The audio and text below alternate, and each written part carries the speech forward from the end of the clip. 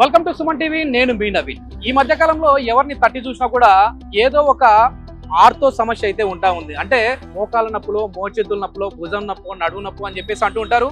So అట్లాంటి వాళ్ళకి కేపీహెచ్పిలోని Padmaja multi speciality hospital అయితే ది బెస్ట్ ట్రీట్మెంట్ నడుస్తూ ఉందని చెప్పేసి తెలుస్తా ఉంది. సో అసలు మోకాళ్ళ నొప్పులు ఎందుకు వస్తా ఉన్నాయి, అదే విధంగా మోకాళ్ళ సర్జరీ అంటేనే చాలా మంది భయపడిపోతా ఉంటారు. దీనికి సంబంధించిన ఆపరేషన్ థియేటర్ ఏ విధంగా ఉంటుందో, అసలు ఆపరేషన్ థియేటర్లోకి వెళ్తేనే వాళ్ళ బీపీ 120/80 ఉన్నది 150కి వెళ్ళిపోతా ఉంటది. సో అసలు ఓటీ ఎట్లా ఉంటుంది అనేది అయితే ఇక్కడ మనం చూద్దాం. ఇప్పుడు ప్రస్తుతం మనతో వచ్చేసేసి మధురిమా నాయుడు గారు ఉన్నారు. చాలా మంది ఆర్థోపెడిక్ సర్జన్ అంటేనే మగవాళ్ళని అనుకుంటా ఉంటారు, కానీ ఇట్లాంటి కాంపిటేటివ్ ఫీల్డ్ లో కూడా మధురిమా నాయుడు గారు 12 సంవత్సరాల ఎక్స్పీరియన్స్ తో ఇక్కడ నీ సర్జరీస్, అదేవిధంగా shoulder surgeries, back pain surgeries అయితే చేస్తా ఉన్నారు. ఒకసారి మేడంతో మాట్లాడదాం. మోకాళ్ళ నొప్పులు రావడానికి కారణం ఏంటి, అదేవిధంగా దీని సర్జరీ ఏ విధంగా ఉంటుంది. సో ఇంకెందుకు ఆలస్యం, ఒకసారి ఓటీ టూర్ ఎట్లా ఉంటుందో ఇప్పుడు చూద్దాం. హాయ్ మ్యామ్, నమస్తే.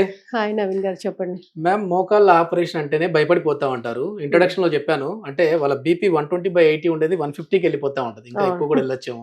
సో అసలు ఏంటంటే ఇప్పుడు ఈ రోజు మనం ఈ ఓటీకి రావడానికి, ఆపరేషన్ థియేటర్ కి రావడానికి రీజన్ కూడా అసలు భయం అనేది లేకుండా మోకాళ్ళ సర్జరీ చేయించుకోవచ్చు. ఒక ఫిమేల్ డాక్టర్ గా మీరు ఆర్థోపెడిక్ లో చాలా సక్సెస్ రేట్ ను అయితే చూస్తా ఉన్నారు. సో ఇప్పటి వరకు మనకు నెలకి ఎన్ని సర్జరీలు జరుగుతూ ఉంటాయి మన పద్మజ హాస్పిటల్?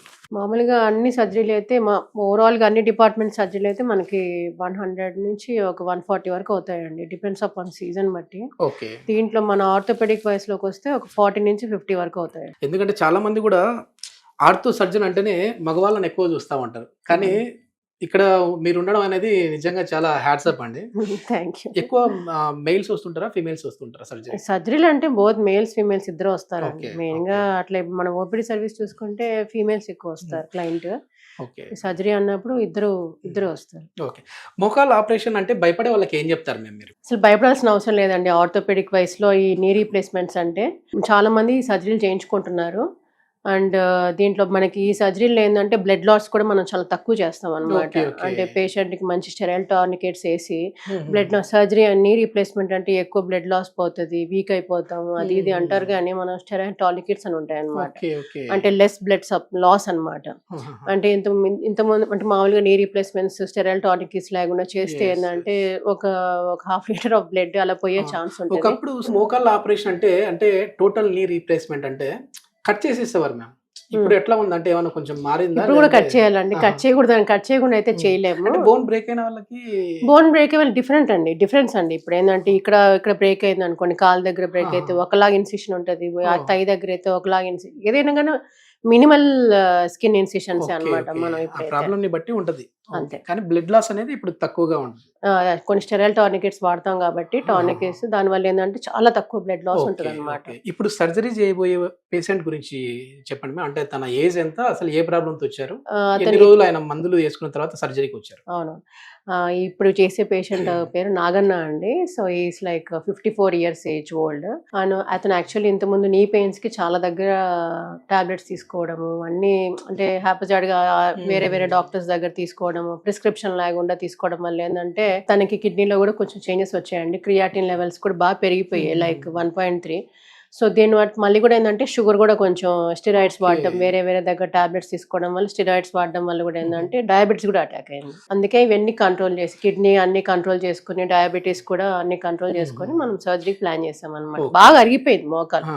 ఒకసారి మాట్లాడొచ్చా మీ పేషెంట్ తోటి? నాగన్న గారు ఒకసారి సార్ అడుగుతారు, క్వశ్చన్ మాట్లాడండి. మీ పేరు నాగన్న అండి? అవునండి. ఎన్ని సంవత్సరాల నుంచి ఈ మోకాళ్ళ నొప్పులు ఉన్నాయి? 5 సంవత్సరాల నుంచి ఉన్నాయండి. ఓకే. ఈ వీడియో మీ పర్మిషన్ తో మేము మా ఛానల్లో టెలికాస్ట్ చేయొచ్చా? ఎందుకంటే ఆపరేషన్ అంటేనే భయపడే వాళ్ళు చాలా మంది ఉంటారు. అట్లాంటి వాళ్ళకి మనం ఏంటంటే ఒక అవేర్నెస్ చేస్తున్నాం. అంటే మరీ మీరు భయపడిపోవాల్సిన పని లేదు. ఒక మంచి హాస్పిటల్, మంచి డాక్టర్ ఉన్నారంటే మనం అందరూ హ్యాపీగా అవసరం ఉన్న వాళ్ళు నీ సర్జరీ చేయించుకోవచ్చు అని చెప్పే ఉద్దేశం అది. మీ వీడియో అనేది మా ఛానల్లో టెలికాస్ట్ చేసుకోవచ్చా? చేసుకోవచ్చు అండి. మేడం గారు చెప్పారండి, ప్రాబ్లం ఏమి ఉండదు, మంచి నొప్పి ఏమి ఉండదు, బ్లీడింగ్ ఏం కాదు, అన్ని జాగ్రత్త ఉంటాయి, మీరు చేసుకోవచ్చు అని చెప్పారండి. అందుకే నేను వచ్చానండి. ఓకే. Thank you. చాలా మీ పేషెంట్ కూడా చాలా కాన్ఫిడెంట్ గా ఉన్నారు మేము. అంటే సర్జరీ అంటేనే అసలు థియేటర్ లో ఎవరు మాట్లాడడానికి కూడా ఇది ఉండదు. ఆయన అవును, అసలు మాటల్లో కూడా చాలా యాక్చువల్లీ ధైర్యంగా ఉంది. ఏంటంటే మీరు ఇంకా రిక్వెస్ట్ చేశారు కాబట్టి మేము ఓకే Yes, అని yes, చెప్పాము. yes. కాకపోతే ఏంటంటే ఈ ఓటీ అనేది చాలా స్టెరైల్ ఏరియా అండి. అవును, అసలు మామూలుగా ఏంటంటే సర్జరీ టీకేఆర్ చేసేటప్పుడు నేను Mhm. ఇంకొక ఇద్దరు టెక్నీషియన్ అనస్థెటిస్ట్ అంతే. Okay. అంతవరకే అలో ఆహా. చేయనిస్తాం. ఎందుకంటే వేరే ఎంతమంది ఉంటే అంత ఇన్ఫెక్షన్ అన్నట్టు అనమాట. Okay okay. ఎన్ని రోజుల్లో ఈయనకి మళ్ళీ సెట్ అవుతుంది మ్యామ్? అంటే ఒకవేళ ఈయన నార్మల్ గా నచ్చడం కావచ్చు, సర్జరీ అయిన తర్వాత ఇప్పుడు వెంటనే సర్జరీ ఈ నడిపేయడం రోజు పొద్దున్న చేసి ఇప్పుడు చేశాను ఆ. అనుకోండి. ఇప్పుడు టైం ఎంత అవుతుంది? 1:00 అవుతుంది కదా. Yes, yes. 1:00 Hmm. అవుతుంది. సో 8:00కి 7:00 కల్లా నడిపించేస్తాం. Okay okay. Yeah. సర్జరీ అయిన రోజు నడిపించేయచ్చు. ఆ రోజు నడిపించేస్తాం. Okay. 7:00కి అనస్థీషియా అంతా పోయిన తర్వాత ఆహాహా. సో అనస్థీషియా మనకి 6 to 7 hours పనిచేసేది కాబట్టి ఇప్పుడు చేసే సింగిల్ సైడే కాబట్టి Mhm. మనం ఎవిడెడ్ అనస్థీషియా కూడా ఏమి ఇవ్వం అనమాట. పేషెంట్ కి జస్ట్ బ్లాక్ ఇస్తాము. ఒక 8 hours తర్వాత 7 to 8 hours తర్వాత నడిపించేస్తాం. ఆ రోజు ఓన్లీ నడిపించేస్తాం. లంబార్ రీజియన్ లో మాత్రమే ఉంటది. అంటే జనరల్ అనెస్థీషియా కాదు ఇది. జనరల్ ఇవ్వం. ఓకే. టీకేఆర్ కి స్పైనల్ అనస్థీషియా ఫైనల్ ఇచ్చేసేస్తాం. Spinal anaesthesia Okay. ఇస్తాం. ఇప్పుడు ఎన్ని రోజుల వరకు ఈయన జాగ్రత్తలు తీసుకోవాలి? అంటే కొద్ది మంది చెప్తుంటారు కదా, కింద కూర్చోకూడదు, మళ్ళీ స్టెప్స్ ఎక్కకూడదు, ఇట్లా అంటూ ఉంటారు కదా. అసలు నీ రీప్లేస్మెంట్ చేసే ఒక ముఖ్య ఉద్దేశం ఏంటంటే నడవడానికి Yes. బాగా నడవాలి. స్టేర్ కేస్ కూడా ఎక్కచ్చు, దిగచ్చు. అండ్ ఇంకోటి మీరు ఏంటంటే వాకింగ్ చేసుకోవచ్చు, సైక్లింగ్ చేసుకోవచ్చు, ఏ యాక్టివిటీస్ అన్నా చేసుకోవచ్చు. ఓకే. ఒకే ఒక యాక్టివిటీ ఏంటంటే కింద కూర్చున్నప్పుడు అంటే లేడీస్లో పూజలు ఎక్కువ చేస్తారు కాబట్టి అలాంటి వాళ్ళకి నేను కింద ఫ్లోర్ సిట్టింగ్ అవాయిడ్ చేయమంటాను. ఇంత మాత్రం స్టూల్ వేసుకొని కూర్చోండి. Okay. అదొక్కటే చిన్న కాంట్రా ఇండికేషన్. మిగతా అన్నీ చేసుకోవచ్చు. Okay. సర్జరీ చేసింది మనం ఆ పర్పస్ కోసం. Yes yes. మళ్ళీ ఇవన్నీ చేసిన తర్వాత ఇవి చేయకూడదు అవి చేయకూడదు అంటే దీని వాళ్ళకి ఏదో ఇది. అట్లా ఏం లేదండి. స్టేర్ కేస్ ఎక్కచ్చు, దిగచ్చు, అన్ని చేయొచ్చు. ఓకే. ఒకవేళ డయాబెటిక్ ఉన్న వాళ్ళలో అయితే వాళ్ళు ఎట్లాంటి జాగ్రత్తలు తీసుకోవాలి? డయాబెటీస్ లో ఎప్పుడు కూడా మనము ఫస్ట్ డయాబెటీస్ కంట్రోల్ చేసుకోవాలండి. షుగర్ లెవెల్స్ ఎప్పుడు చూసుకోవాలి. HbA1c అని ఒకటి ఉంటుంది. Fasting blood sugar, post lunch blood sugar ఇవన్నీ నార్మల్ ఉంటేనే మనము సర్జరీ చేయాలండి. ఏ మాత్రం కానీ షుగర్ లెవెల్స్ ఎక్కువ ఉన్నప్పుడు చేస్తే ఓన్ హీలింగ్ ఉంటుంది కదా. మనం సర్జరీ చేసినంత కుట్లేస్తాం కదా, Yes, yes. ఆ హీలింగ్ సరిగ్గా ఉండదు. డిలేడ్ ఓన్ హీలింగ్ ఉంటుంది అనమాట. Yes, yes. ఆపరేషన్ అంటే ఇది మొత్తం అంతా ఒక టీం వర్క్ అని మీరు ఎప్పుడు చెప్తా ఉంటారు. అవును, ఇక్కడ ఎవరెవరు ఉన్నారు ఏంటి ఒకసారి పరిచయం చేస్తారండి? తప్పకుండా అండి. సార్ ఉన్నారండి, doctor Suresh sir, HOD anaesthetist. Sir, మామూలుగా ఒక పేషెంట్ వచ్చినప్పుడు వాళ్ళకి సర్జరీకి వెళ్ళాలి అనుకునే టైంలో మామూలుగా ఎంత టైం అంటే ఎన్ని అవర్స్ ముందు మీరు అనస్థీషియా ఇస్తారండి? ఫస్ట్ రిపోర్ట్స్ చూస్తామండి.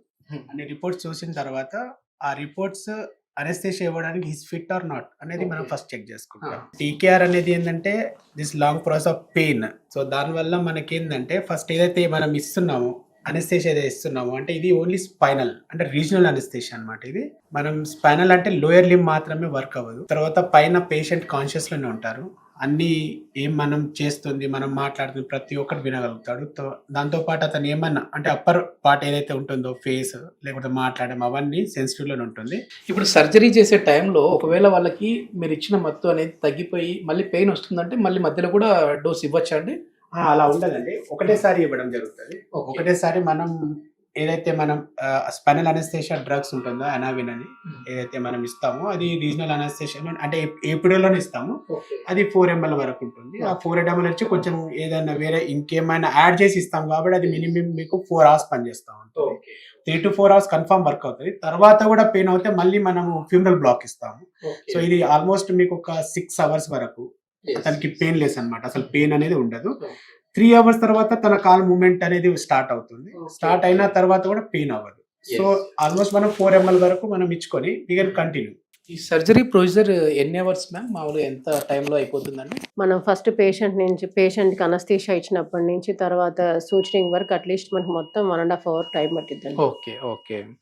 ఇది మొత్తం మీద చాలా వరకు కూడా మోకాళ్ళ నొప్పులు అంటేనే భయపడిపోతూ ఉంటారు. అంటే మోకాళ్ళ ఆపరేషన్ అంటే భయపడిపోతూ ఉంటారు. నొప్పులు ఉన్నాయి కదా అని చెప్పి మెడికల్ స్టోర్కి వెళ్ళి ఏదో డాక్టర్ ప్రిస్క్రైబ్ చేసి ఉంటారు tablets.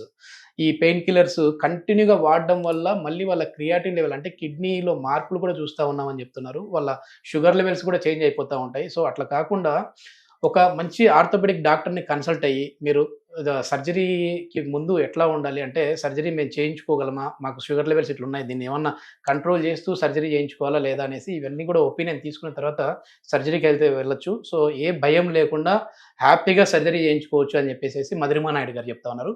Padmaja multi speciality hospital అయితే ఈ నీ రీప్లేస్మెంట్ కావచ్చు, ఎనీ ఆర్థోపెడిక్ కావచ్చు 100% సక్సెస్ రేట్తో అయితే ఇక్కడ సర్జరీలు జరుగుతూ ఉన్నాయి.